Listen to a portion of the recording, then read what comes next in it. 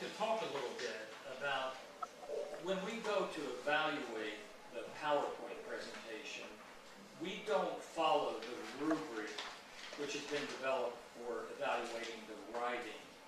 And it's not as precise as a rubric, it's just guidelines, but there's two things that we look at in a PowerPoint presentation.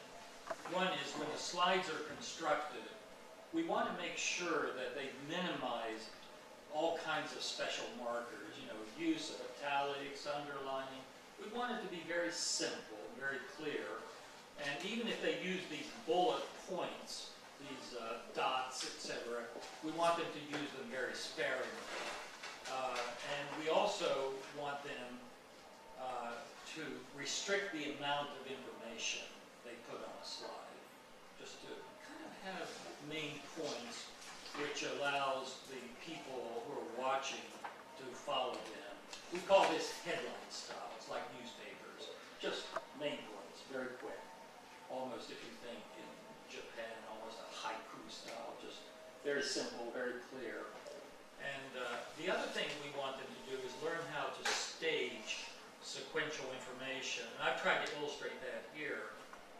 On a given slide, we only introduce information that is at a certain stage and allow people to focus on that.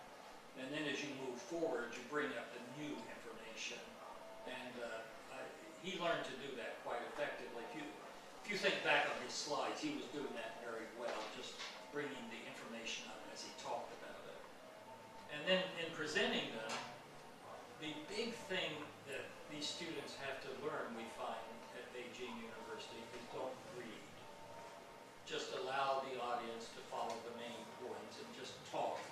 And make sure that your talk is synchronized with the points, but allow people just to read. If you start reading, it's so boring, particularly if you're writing a lot, putting a lot on a slide, because people are, you're processing that information very rapidly, and if I try to read it, that's at a different rate, and it's just a horrible thing to do.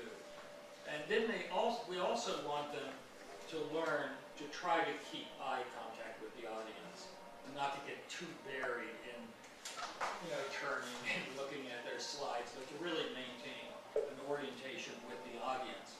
I don't know if any of you watched the first debate, but unfortunately we're big Obama supporters, but in that debate, he got a little bit buried, almost in looking at notes.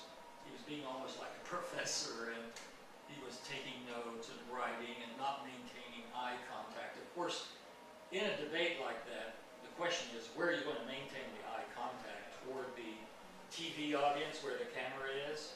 Or are you going to maintain it with the person you're debating?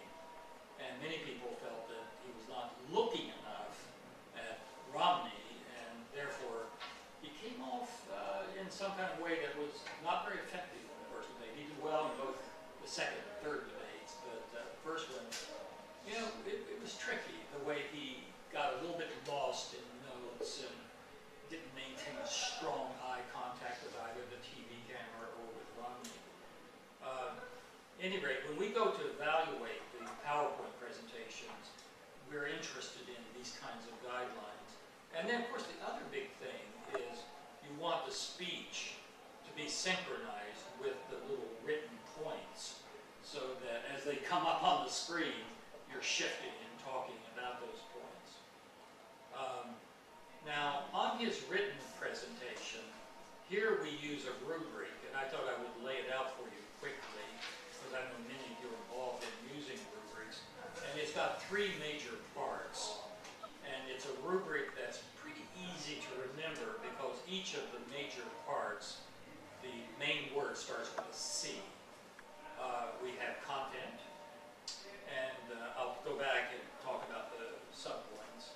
We have clarity, and then we have critical/creative thinking.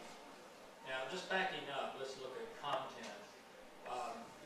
The important thing there is that there be controlling ideas which are very well focused. Now, a lot of writing instruction kind of gets stuck a little bit on something called main idea. it's not a very effective focus, really, because what you have is a network controlling ideas. Psycholinguists who study writing, they'll show these graphic networks that show that the ideas are highly focused, but they're interrelated. And so she has a very nice model for looking at the writing, making sure those ideas are there. And we'll talk about them shortly in relation to the essay. And then sufficient evidence that the ideas have real support. And already I pointed out, I think in the writing, maybe it would have been better to have had some real moral dilemma story there. We're just giving it more concrete focus.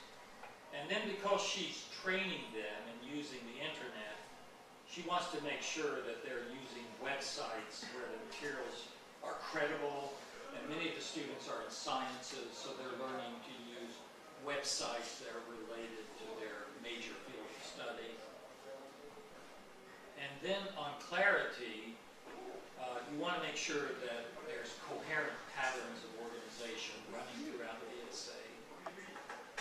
Now, something that she argues a lot with other people in her English faculty there is on this question of if the language is not just absolutely correct, what do you do about this in evaluation?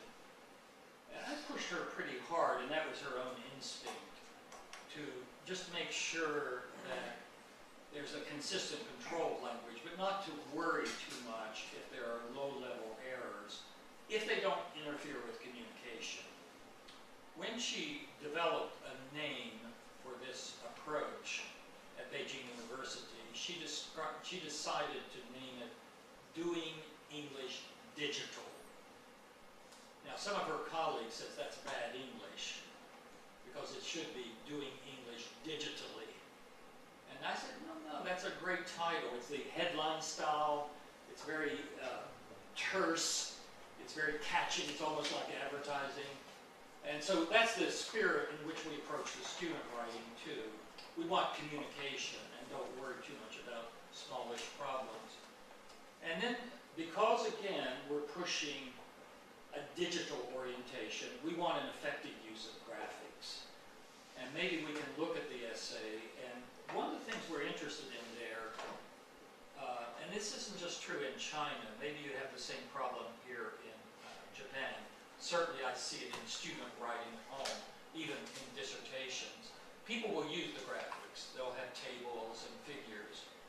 But then, as soon as they've introduced the graphic, they represent the information that's in the graphic in summary form in the next paragraph, rather than moving forward to assume that the reader can process the information that's graphically represented, and then your job as the writer is to interpret it strategically, not to just laboriously repeat it.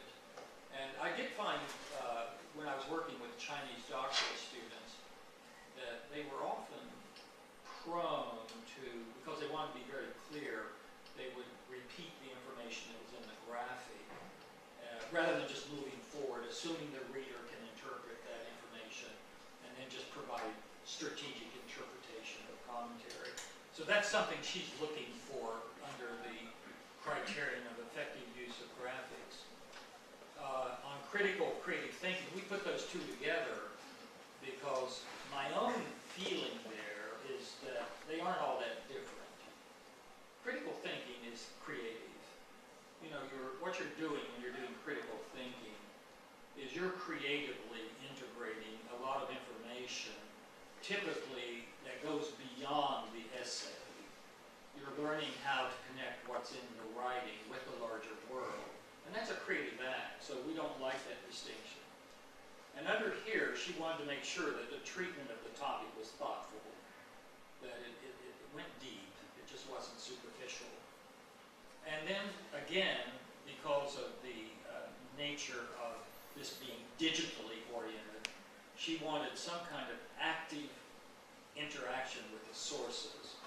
And she discouraged students from just endlessly quoting what they read online. She wanted them to reframe it so that it was integrated into their own research topic. And this last point's a very important one. Fair-minded evaluation of various perspectives. The biggest battle, John Wei says, she has in working with undergraduates at Beijing University, very bright, they're very gifted. The education system there produces people who are smart and talented and technically proficient, but they're dogmatic. I don't know if you're finding that with undergraduates here, but she finds that they're ideological. They want to push their own point of view. And so a big, big battle she has. And because they have to learn to follow this rubric, they know the loose points, or not exactly points, she doesn't do it numerically, but they're going to be counted off if they don't learn to evaluate other perspectives and integrate that into